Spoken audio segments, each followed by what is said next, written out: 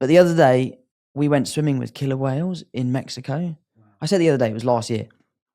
And it was one of the most humbling experiences of my life. There's no proof of it. There's no evidence because it was so off the cuff. We weren't planning on doing it. So most people I tell are like, you definitely didn't do that.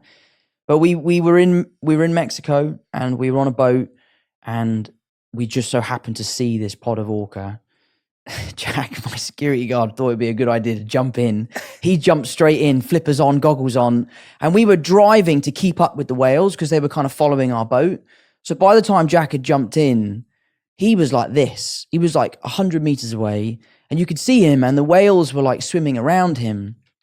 So I'm starting to freak out because he's a good friend of mine. And he's your security guard. And he's my security. I'm like, Jack, we got to get back to the hotel, bro. So I said to the guy, like, excuse me, sir, can you turn around and go and get my friend? Because we now can't see him anymore. Like, he's gone. God. We found him. We got him back in the boat. And he sort of said, like, lads, you have to get in. It's unlike anything you've ever seen before. My brother Harry's, like, Googling whether or not it's safe to swim with them. And it's sort of, the general consensus online is don't go swimming with killer whales. You can. There's never been a recorded attack in the wild. But they are wild animals. No They're also as big as a bus. And also, Jack's giving it like, don't worry, Tom, I'll be there. I'll look after you. I'm like, Jack, what are you going to do, bro? Like, what's this whale decides to eat me? So anyway, we put the flippers on, put the goggles on.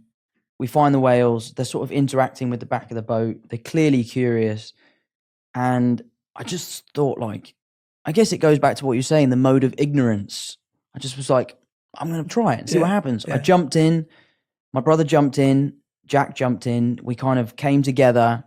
We're 30 miles out of the coast, so it's literally like dark blue water, nothing below us. And to my relief, the whales had gone. We couldn't see them. So I'm sort of thinking, oh, well, that's actually a bit of a touch. At least I can say I jumped in and they have gone. But then Jack said, look down. And we looked down and it came from beneath us.